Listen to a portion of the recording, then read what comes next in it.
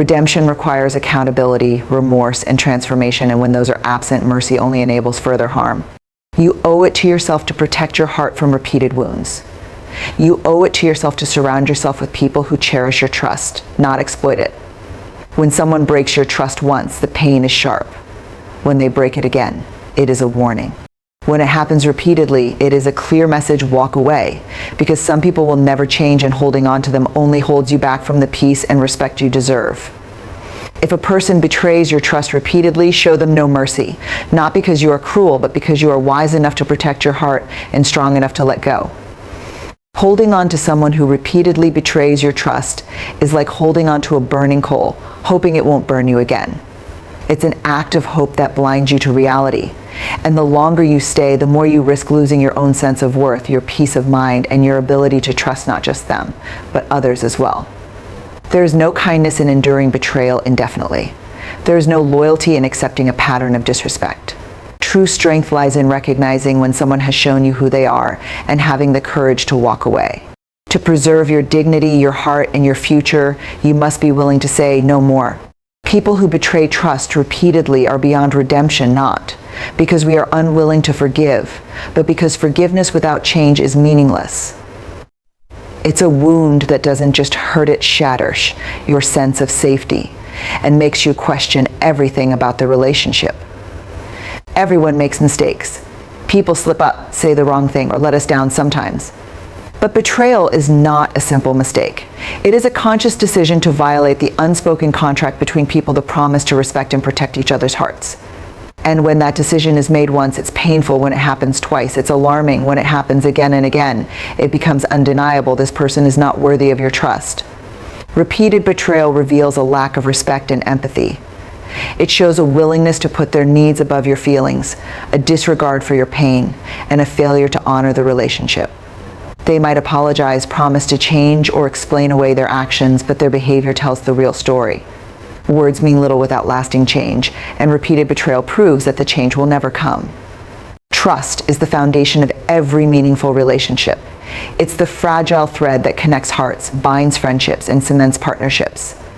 When you trust someone, you are giving them something incredibly valuable: access to your vulnerabilities, your secrets, your hopes, and your fears. It's not a light gift. It is earned, nurtured, and protected with care. But once that trust is broken, the damage is profound. And when someone betrays your trust repeatedly, it's not just a mistake, it's a pattern that reveals who they really are. Betrayal cuts deeper than any argument or disagreement because it strikes at the core of connection. It is the moment when you realize that someone you believed in, confided in, and counted on has chosen their own gain, their own desires, or their own convenience over your well-being. When someone chooses to lie to you repeatedly, not out of fear or mistake, but with intent and consistency, they are choosing to violate your right to clarity. And once you see the pattern, once you recognize that the confusion in your life started the moment they entered it, you must act. Not gently, not gradually, but with resolve. Because someone who plays with your reality is playing with your freedom, and no one who does that deserves your mercy. There is no relationship worth sacrificing your sanity for. There is no connection that's worth surrendering your truth. People who lie to you to keep power over you do not love you, they love control. And the longer you let them stay, the more of yourself you lose. The most insidious part of being repeatedly lied to is not the lies themselves, it's what they do to your sense of self. You become smaller. You second guess everything. You start apologizing for things you didn't do. You begin living in a constant state of mental negotiation, walking on eggshells, trying not to trigger more manipulation. It is emotional imprisonment, and it's designed to keep you exactly where they want you: confused, compliant, and silent. This kind of manipulation doesn't just damage relationships, it damages your ability to think clearly. You lose trust in yourself. And once you stop trusting your own mind, you become dependent on the very person who is hurting you. That's not love. That's not friendship. That's not leadership. That is abuse dressed up as concern, lies disguised, and control masked as closeness. They twist facts. They deny things they've done even when the evidence is right in front of them. And worst of all, they convince you that the problem is your memory, your sensitivity, your misunderstanding. This is not just deception. This is gaslighting, a calculated effort to erode your confidence in your own mind. At first, it might feel confusing. You begin to doubt your instincts. You question whether you're being too dramatic, too forgetful, too emotional. But over time, it becomes more than confusion. It becomes chaos. You no longer trust what you feel, what you saw, what you heard. You start relying on the liar to define your reality because they've convinced you that your own view of things can't be trusted. That's not a miscommunication. That's control. Lies are not always loud. They don't always come in the form of bold falsehoods or obvious betrayal. Some of the most dangerous lies are the subtle ones told not to deceive the world, but to distort your perception. They come from people who want control, not connection. People who lie not because they're afraid of the truth, but because they know the truth would take their power away. These are not harmless fabrications or white lies. These are deliberate manipulations designed to keep you unsure, off balance, and dependent. When someone lies to you over and over, they are not simply breaking trust, they are reshaping your world. They lie about what happened, what was said, what was promised. They twist facts. They deny things they've done even when the evidence is right in front of them. When you identify someone who pretends to support you while secretly competing, don't give them another opportunity to get closer. Don't try to fix it. Don't wait for them to change. Cut them off not to punish them, but to protect yourself. Because anyone who can't handle your growth without feeling threatened is telling you clearly they were never clapping for you to begin with. In a world already filled with challenges, the last thing you need is someone in your corner who's secretly hoping you lose. Show them no mercy. Not out of cruelty, but out of respect for yourself and everything you're building. This isn't just about envy, it's about sabotage cloaked in support. It's about people who study your strengths just to figure out how to outshine you. They might copy you, imitate your style, repeat your words, or mimic your ideas, then act as if they came up with it first. They don't want to learn from you, they want to be you. And the longer you keep them around, the more they'll drain your energy, poison your joy, and chip away at your confidence. You do not owe loyalty to those who only offer you silent resentment. You do not owe time, attention, or emotional space to anyone who celebrates your struggles more than your success. These are not friends. They're shadows lingering just close enough to benefit from your light, but never willing to help carry it. These people are dangerous not because they attack you directly, but because they remain close while secretly rooting against you. They want your light to dim just enough so theirs appears brighter. They don't want to be better with you, they want to be better than you. And because they hide behind the mask of friendship, you hesitate to confront them. You question yourself. You wonder if you're being paranoid or insecure. But deep down, you feel it, the tension, the subtle digs, the lack of genuine joy for your growth.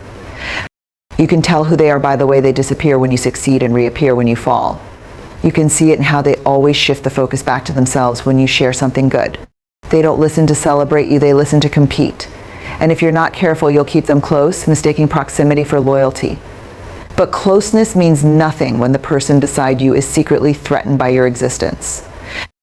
There is a unique kind of betrayal that doesn't come from open enemies, it comes from people who wear the mask of friendship while quietly rooting for your failure. They clap when you win, but it's hollow. They cheer when you rise, but they secretly hope you'll fall. These are the people who act like supporters, but underneath it all, they are competitors, silent rivals who smile to your face while measuring your every move behind your back. They don't compete with the world, they compete with you. They keep track of your progress, not to celebrate it, but to compare it to their own. If you get something they want, a job, recognition, a relationship, praise, they suddenly become distant, cold, or passive-aggressive. If you're struggling, they become unusually helpful or kind, not out of compassion, but because they're comforted by your weakness. Their kindness is strategic. Their praise is conditional. Their loyalty is thin. The strongest thing you can do is walk away, not because you're angry, but because you're done teaching someone how to respect what they've already been taught. When someone shows you again and again that they will not honor your limits, it's not time to give them more chances. It's time to give yourself permission to shut the door. Because if they keep crossing the line after being told not to, the problem isn't that they don't understand, it's that they don't care. And those who don't care about your boundaries do not deserve your mercy. They deserve your absence.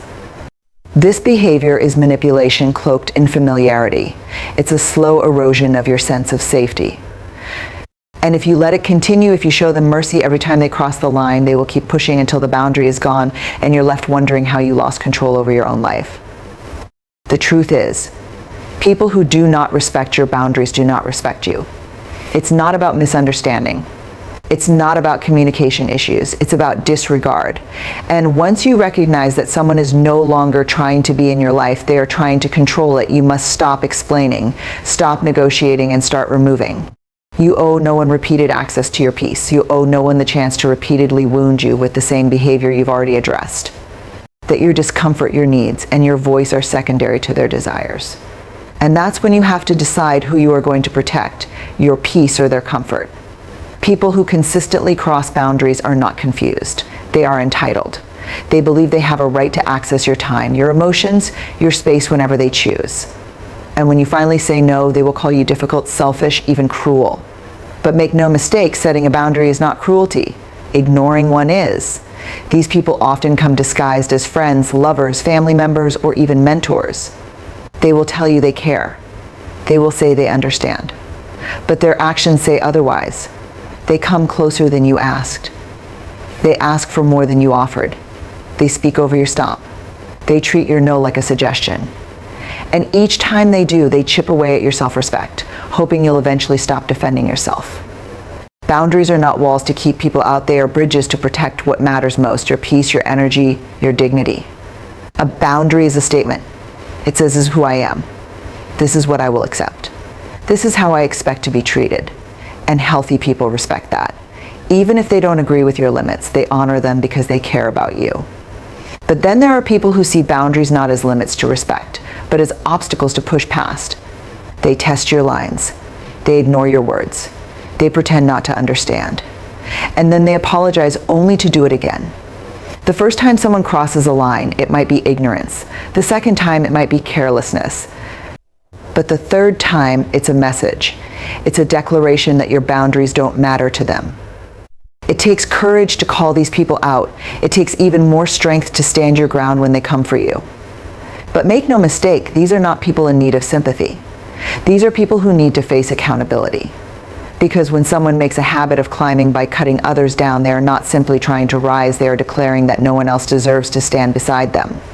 That kind of arrogance, that kind of cruelty must not be coddled. It must be confronted. If a person destroys others to elevate themselves, show them no mercy. Not out of spite, but because protecting yourself and others from their path of damage is not just your right. It's your responsibility.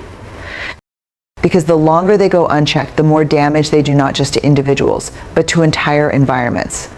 They create toxic workplaces, fractured friendships, broken communities. They pit people against each other, create divisions, and thrive in chaos. Their success, if achieved through this method, is poison from the start. And the more we tolerate it, the more we normalize it.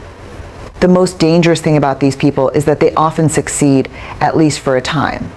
They may be charming. They may be persuasive. They may even fool those in power.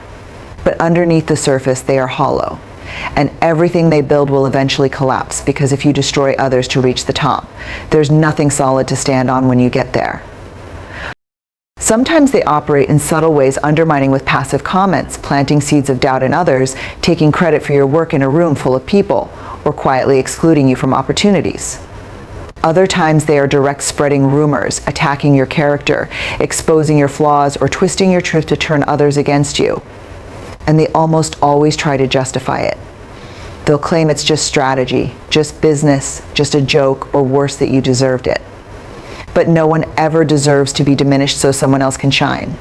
No one ever deserves to have their name dragged through the mud because another person couldn't handle their own mediocrity. And those who engage in this behavior, deliberately harming others to climb higher, must not be met with patience or diplomacy. They must be stopped. There's a particular kind of person who can't rise without stepping on someone else. They don't compete fairly. They don't grow through hard work, honesty, or integrity. Instead, they tear others down in order to appear taller. They sabotage. They gossip. They lie. They discredit. They slander. And they do it all with one goal: to gain power, praise, or position, not by earning it, but by eliminating anyone they see as a threat. This behavior is not ambition, it's destruction disguised as drive. There is a difference between fighting for your place in the world and poisoning the soil around others so they can't grow. These people live in comparison. Your success becomes their insecurity. Your happiness becomes their target. They can't celebrate others because they feel diminished by anything that isn't centered around themselves. Forgiveness may be divine, but it should never be blind. There is a point where letting go means not just releasing anger, but releasing the person who caused it. There is a point where protecting your spirit matters more than preserving a connection. That point is not weakness, it is wisdom. You can forgive someone for yourself in your own heart and still choose to never let them near you again. That is not cruelty, that is clarity. When someone continues to take from you, to damage you, to disrespect your boundaries, they are not asking for forgiveness. They are asking for permission to keep hurting you. And the most loving, powerful thing you can do for yourself is to say no, to walk away, to rise not just above the pain, but beyond the reach of those who would cause it again. They are interested in keeping you where they want you, quiet, compliant, forgiving, and available for their next mistake. And if you never stand up for yourself, they will never stop. To stand up for yourself is not to be unforgiving, it is to be self-respecting. It is to understand that your peace, your mental health, your safety, and your sense of worth are not things to be negotiated. You are not here to absorb damage in the name of loyalty. You are not required to keep people in your life simply because they expect it. You are allowed to say, what you did hurt me, and I don't owe you my continued presence. Forgiveness without boundaries is a prison. It traps you in a cycle where your pain is dismissed, your voice is silenced, and your healing is postponed. It teaches people that they can wound you without consequence. And it teaches you that you must carry the burden of making peace with things that were never okay in the first place. There is a dangerous idea in our culture that the more you endure, the stronger you are. That turning the other cheek again and again makes you noble. But strength does not mean tolerating mistreatment. It doesn't mean letting people walk over your boundaries just because they carry the label of family, friend, or partner.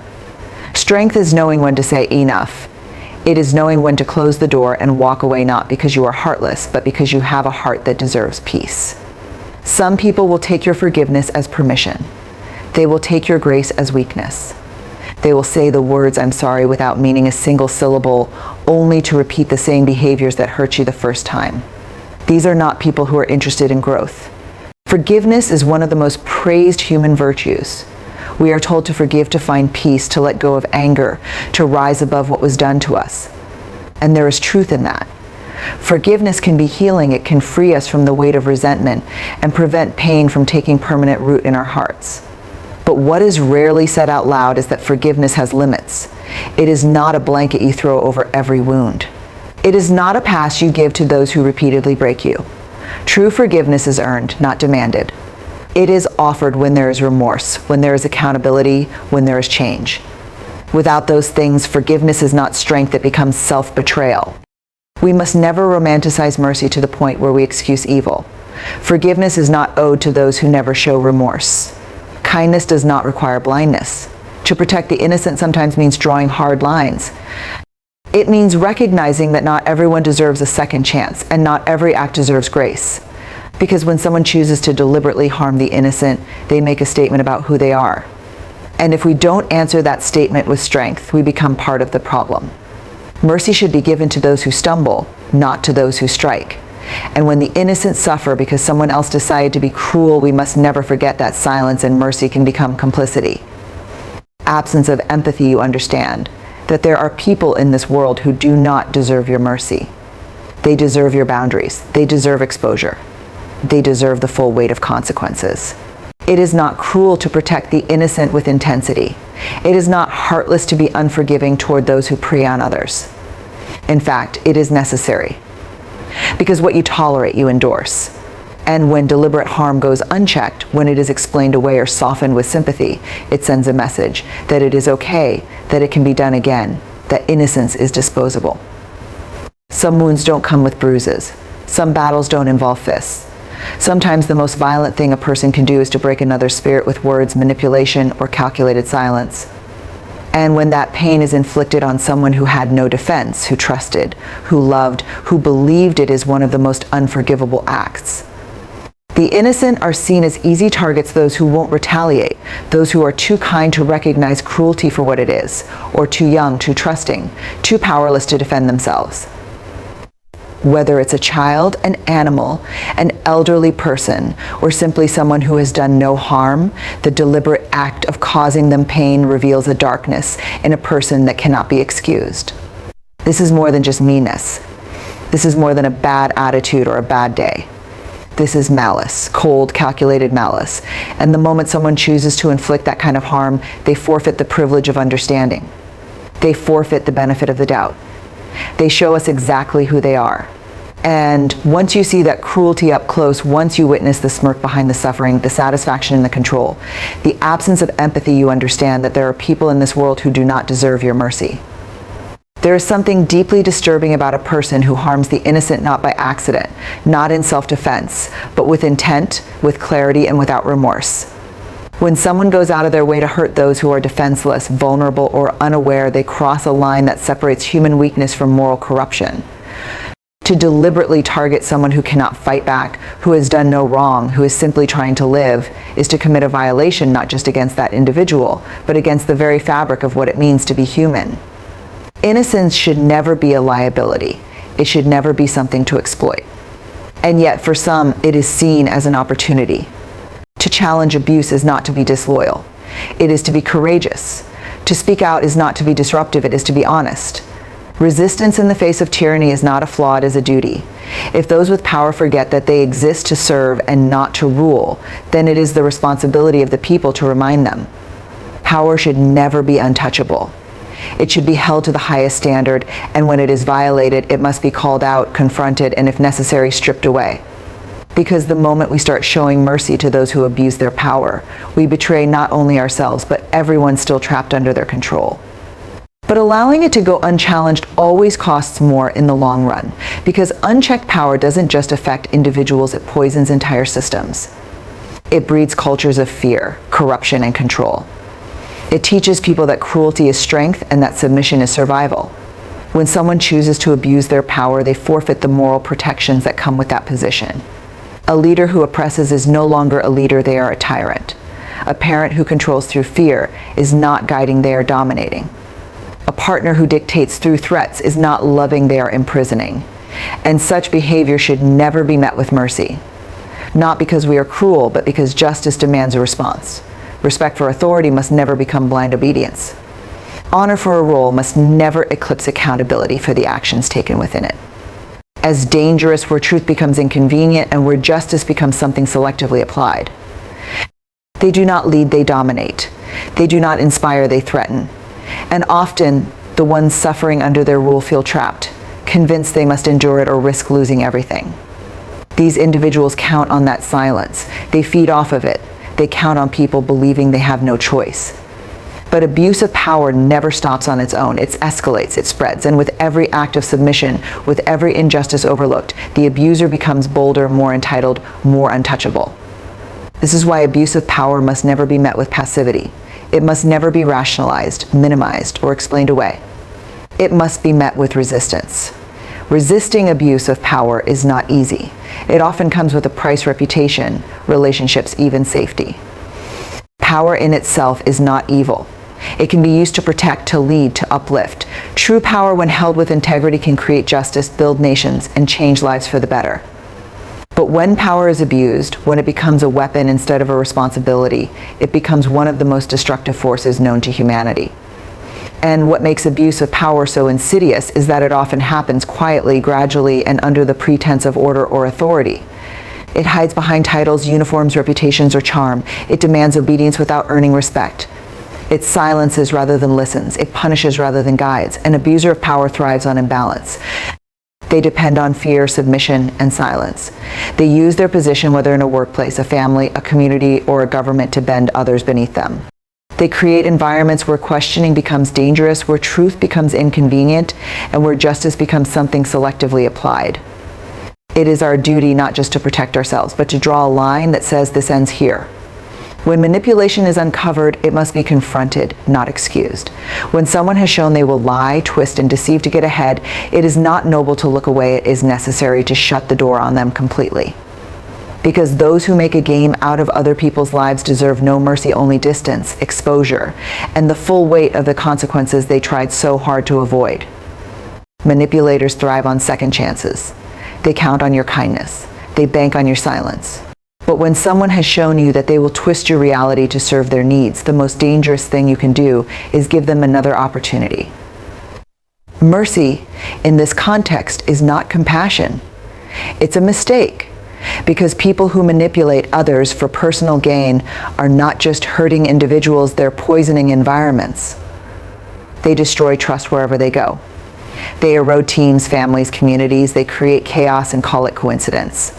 And if they are not stopped, if they are not exposed, they will continue to feed off others, unchecked. They pretend to care so they can get closer, only to strike when you're most vulnerable. And often, they make you feel like you're the one at fault, as if you're overreacting, imagining things, or being too sensitive. This isn't confusion. This is psychological warfare. These people know exactly what they're doing. They know how to mirror your hopes, how to echo your insecurities, and how to spin every situation to serve themselves. They will climb over the broken pieces of your trust without a flicker of guilt if it gets them what they want, be it money, status, influence, or power. This isn't ignorance. This is evil. And that's why manipulation, especially when done for personal gain, deserves no mercy. There is no justification for knowingly bending another person's mind or heart to your will for selfish ends. There is no excuse for using someone's love, loyalty, or desperation as a weapon. That's not cleverness, it's cruelty. It's not strategy, it's soullessness. Manipulation is one of the most dangerous forms of human behavior because it wears a mask. It pretends to be something it's not: kindness, concern, charm, even love. But underneath that mask lies cold calculation. A manipulator sees people not as individuals with feelings, dignity, or worth, but as tools, objects to be used, bent, or broken to serve their own agenda. And what makes this kind of person so dangerous is not just what they do, but how they do it. They don't attack you outright. They make you question yourself. They twist facts. They distort reality. They plant seeds of doubt. They use your trust, your emotions, even your empathy to control you. A manipulator never shows their true face until the damage is done. They play victim to avoid blame. They gaslight to avoid accountability. But betrayal demands consequences, because if you show mercy to someone who shattered your trust and they face no real fallout, you give them permission to do it again, not just to you, but to others. You reinforce the idea that loyalty is optional and that manipulation can be forgiven without remorse. There comes a point when protecting yourself and your peace means cutting ties, standing tall, and saying, "I will not let you step on me again." It's not about revenge, it's about respect. And respect begins with valuing yourself enough to say, you crossed a line that cannot be uncrossed. Let them call you harsh. Let them say you're unforgiving, but never let them think your trust is cheap or your heart is disposable. Betrayal is a violation of your very soul. And when someone commits that crime against you, they deserve no mercy. Only distance. Only silence. Only the consequences they chose when they decided to betray you. They use your belief in them as a weapon, exploiting your openness as a weakness. It's one of the most devastating forms of harm because it doesn't come from a stranger. It comes from someone you let in. Someone you believed in. Someone who had access to your heart, your secrets, your time, your support, and used all of it as ammunition. What makes betrayal so brutal is that it doesn't just make you question them, it makes you question yourself. You wonder if you were too naive, too forgiving, too blind. But the truth is, trust is not a flaw. It is a strength. Betrayal is not your failure. It is theirs. And this is why when trust is deliberately violated, mercy should not be your first response. Mercy is earned. Redemption requires accountability. Trust is the invisible thread that holds relationships together, whether it's between friends, family, colleagues, or partners. It's not given lightly. It's built slowly, brick by brick, over time through actions, words, and consistency. Trust is what allows us to be vulnerable with one another. It's what gives meaning to loyalty, love, and connection. But when someone knowingly and deliberately betrays that trust, they don't just break a bond, they shatter something sacred. And that kind of betrayal, that calculated disloyalty, is not a mistake. It's a choice. A person who betrays your trust doesn't accidentally hurt you. They weigh your faith in them against their own selfish desires and they choose themselves.